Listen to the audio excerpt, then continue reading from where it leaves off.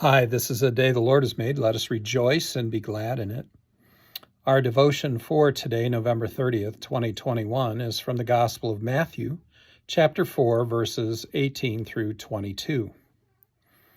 Verses 18 through 22. While walking by the Sea of Galilee, he saw two brothers, Simon, who is called Peter, and Andrew, his brother, casting a net into the sea, for they were fishermen. And he said to them, "Follow me, and I will make you fishers of men." Immediately they left their nets and followed him. And going on from there, he saw two other brothers, James, the son of Zebedee, and John, his brother, in the boat with Zebedee, their father, mending their nets, and he called to them.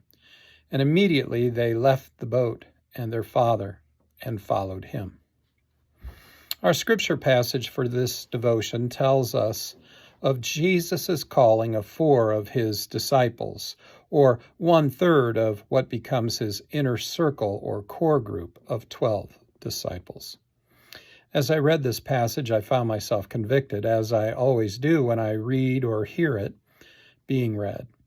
All 4 of these men, Simon, Peter, Andrew, James, and John, dropped everything when Jesus called them to follow him. They just walked away from what they were doing, walked away from their former life, walked away from family and other friends, all simply because Jesus said to them, "Follow me." When I heard Jesus call my name in the middle of a spiritual retreat, it took me 2 full years of discernment for me to follow through with his call to me. 2 years. I wonder sometimes, what took me so long? What made my experience so different from Simon, Peter, and Andrew, and James and John? Why couldn't I drop everything at that moment?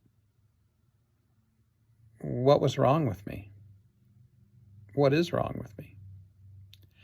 Do you ever wonder why your faith doesn't come as easily as it seems to for the disciples Jesus calls into ministry with him? I do. It took me a while, but over these past 28 years, I think it is, since Jesus called me by name, what I have decided is that what is really noteworthy is not my 2-year delay, but Christ's persistence in calling me.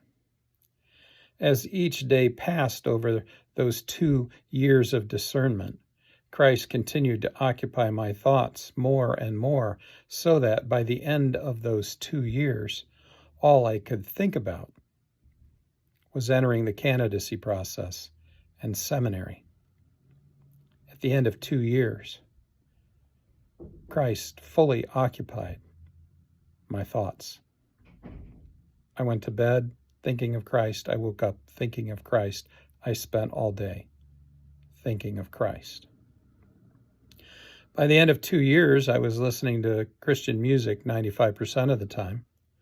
I would be driving from one client to another, or from the office to a potential client company, and I would have to pull over to the side of the road because I had begun to cry uncontrollably during one of the Christian songs that was being played on the radio or on my CD player. So that after 2 years, I had no choice but to surrender to the onslaught of love and grace and joy that Christ filled my life with. I didn't immediately drop everything and follow Jesus when he called my name, but he never stopped calling my name. He persisted. Your faith may not be as seemingly perfect as the disciples, who, by the way, between us, really weren't perfect at all. And your obedience to Christ may not be as consistent as you would like it. But the good news is that Jesus will not quit calling you. He will persist with his love and his grace and his joy for you until you surrender, no matter how long it takes. Go in peace, serve the Lord.